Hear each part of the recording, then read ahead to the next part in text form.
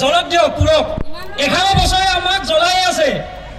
সূৰ্যটোৱে আমাক দেহ পুৰিছে দেহ জ্বলাইছে কিন্তু 11টা বছৰে আমাক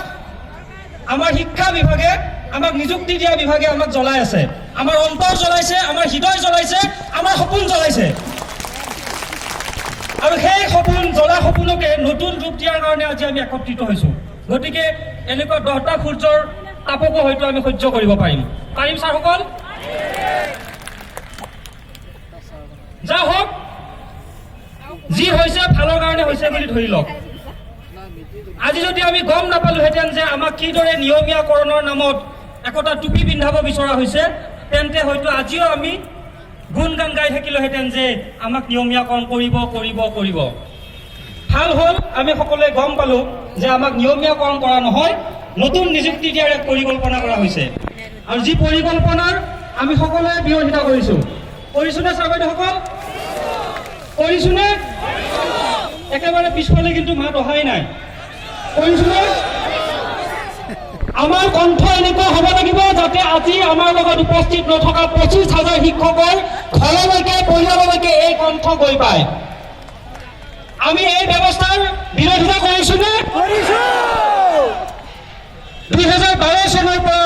11টা বছৰ কৰ্মৰত শিক্ষকসকলৰ ন্যায্য প্ৰাপ্যৰ পৰা বঞ্চিত কৰি 2021 চনত নিযুক্তি পোৱা সেইসকল শিক্ষকৰ লগত আমাক মিলাই একেলগে নিয়মীয়াকৰণৰ যি পদ্ধতি অৱলম্বন কৰিবলৈ বিচৰা হৈছে তাক আমি জানো মানি ল'ম সেয়া জানো যুক্তিসংগত হ'ব কেতিয়াও নহয় সততে কোৱা হয় যে টেট-উত্তীৰ্ণ শিক্ষকসকলক সৰ্বশিক্ষাৰ অধীনত নিযুক্তি দিয়া হৈছে আৰু সৰ্বশিক্ষা ছ'চাইটি এক্টৰ অধীনত কিন্তু ছাৰ বাইদেউসকল আপোনালোকে নিজৰ নিযুক্তি পত্ৰক এখন ঘৰত গৈ পঢ়িব আমাক নিযুক্তি কিন্তু সৰ্বশিক্ষাৰ অধীনত দিয়া হোৱা নাই সৰ্বশিক্ষাৰ অধীনত অসমত এখনো বিদ্যালয় নাই আমাক নিযুক্তি দিয়া হৈছে শিক্ষাৰ অধিকাৰ আইন 2009ৰ অধীনত আৰু শিক্ষাৰ অধিকাৰ আইন 2009 কি কৈছে সেয়া আমাৰ ইতিমধ্যে প্ৰতিগৰাকী শিক্ষকে হয়তো জানে নিয়মীয়া শিক্ষকসকলৰ দৰে একেটা কেডাৰত কোনো দ্বৈত কেডাৰ নাৰাখি আমাক নিযুক্তি দিয়া হৈছিল দিব লাগিছিল আৰু সেয়া ভুল কৰিছিল চৰকাৰে যে আমাক দ্বৈত কেডাৰত নিযুক্তি দিয়া হৈছিল আৰু সেয়া ভুল আমাৰ নহয় সেয়া ভুল আছিলে আমাক নিযুক্তি দিয়া সেই সময়ৰ চৰকাৰখনৰ যি নহওক যেহেতু আমি ভুল কৰা নাই গতিকে আমি শাস্তি কিয় ল'ম শাস্তি আমি যদি মূৰ পাতি লওঁ তেন্তে কেতিয়াও সেয়া শিক্ষকৰ ব্যৱহাৰ হ'ব নোৱাৰে শিক্ষকৰ স্বাৰ্থ হ'ব নোৱাৰে শিক্ষকে সদায় কি কৰিব লাগিব সমাজখনক সত্য কি আৰু সত্যৰ লগত কেনেকৈ চলিব লাগে তাক শিকাব লাগিব আমি কাৰো বিৰোধী নহয় আমি কাৰো সমৰ্থকো নহয় আমি সমৰ্থক সত্যৰ আমি সমৰ্থন কৰোঁ আমাৰ ন্যায্য প্ৰাপ্য আৰু ইতিমধ্যে ন্যায্য প্ৰাপ্য যে আমাৰ বেতন সুৰক্ষা সহ নিয়মীয়াকৰণ সেয়া কিন্তু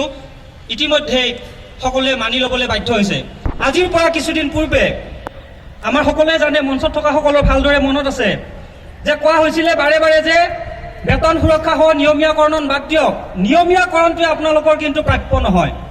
আইনী বাধা আছে বুলি আমাক বাৰে বাৰে কোৱা হৈছিল সেই আইনী বাধা আজি ক'ত আঁতৰিল সেইসকলক আমাৰ হয় বা আমাৰ ৰাইজৰ হয় সদায় নিৰপেক্ষ ভূমিকা গ্ৰহণ কৰা আমাৰ যিবোৰ চেনেল আছে আমাৰ নিউজ বাতৰি সংগ্ৰাহক আছে বা বাতৰি আমাৰ নিউজ চেনেলবোৰ আছে ইলেক্ট্ৰিক মিডিয়া হওক পেপাৰ মিডিয়া হওক প্ৰিণ্ট মিডিয়া হওক সকলোৱে তেওঁলোকৰো দায়িত্ব আছে যে প্ৰশ্ন কৰক যে কিছুদিন পূৰ্বে যিসকল নেতাই আমাক কৈছিলে যে নিয়মীয়াকৰণ তোমালোকৰ প্ৰাপ্য নহয় নিয়মীয়াকৰণত আইনী বাধা আছে সেই আইনী বাধা আজি আঁতৰিল ক'ত আজি নিয়মীয়াকৰণ কৰিব পাৰিম বুলি কেনেকৈ মানি ল'লে আৰু যদি মানি লৈছে তাৰমানে আমি বিশ্বাস কৰিছোঁ আমি যি ইমান দিনে 2016-17 পৰা দাবী জনাই আছিলোঁ যে নিয়মীয়াকৰণ আমাক লাগিব এয়া আমাৰ ন্যায্য প্ৰাপ্য আৰু এয়াই সত্য ছাৰ বাইদেউসকল আৰু আমাৰ ডাঙৰ কথাটো হৈছে আমি যিদৰে আছিলোঁ সেই স্থানতে একেদৰে সকলোৱে একত্ৰিতভাৱে আজিও আছোঁ কোনো শক্তিয়ে আমাক কিন্তু ভাঙিব পৰা নাই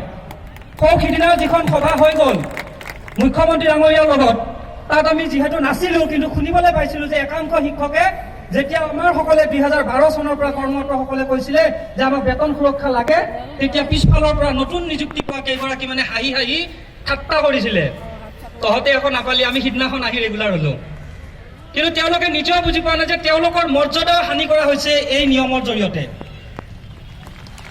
শিক্ষকসকলৰ এদিনৰ প্ৰাপ্য যদি চৰকাৰখনে দিবলৈ নোৱাৰে সেয়াও কিন্তু মৰ্যাদা হানিয়ে বুজাব। আমাৰ হয়তো 11টা বছৰৰ, ষ্টেট পুলৰ হয়তো মাত্ৰ 2টা বছৰৰ বা 3টা বছৰৰ, কিন্তু মৰ্যাদা তেওঁলোকৰ হানি হৈছে। কিন্তু তেওঁলোকে হয়তো সেই সময়ত বুজি পোৱা নাই। তেওঁলোকে অকল টকাৰ দৃষ্টিভংগীৰে চাই আছে। তেওঁলোকে ধন কিমান পাব দৰমহা স্বৰূপে সেয়াহে তেওঁলোকে মন দি আছে। কিন্তু তেওঁলোকে বুজা নাই যে এই দৰমহাটোক বাদ দিও তেওঁলোকৰ শিক্ষকৰ মৰ্যাদা বুলিও এটা বস্তু আছে, আত্মসন্মান বুলিও এটা বস্তু আছে। এই কথাখিনি হয়তো 2021ত অথবা ষ্টেট পুলৰ শিক্ষকসকলে এতিয়াও বুজি উঠা নাই। যা হওক, সদৌ অসম প্ৰাথমিক টেট ৰুটিনৰ শিক্ষক সমাজৰে যথেষ্ট শিক্ষাগুৰুৱে কয় যে আপোনালোকে ষ্টেট পুল বা 2021-22ৰ শিক্ষকসকলক লগত ল'ব নালাগিছিল।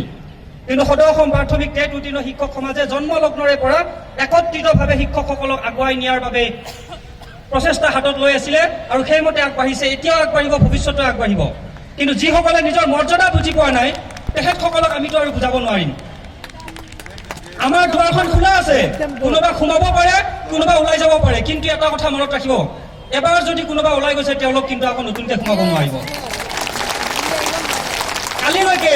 কালিলৈকে বহুবাৰ পুৰাৰ পিছত, বহুবাৰ জ্বলাৰ পিছত যদি আমি সফলতা অৰ্জন কৰোঁ তেন্তে কোনে কিন্তু আকৌ সেই সফলতাৰ অংশীদাৰ হ'বৰ কাৰণে যাতে আমাৰ ওচৰলৈ নাহে সেইটো আজিয়ে মনত ৰাখক।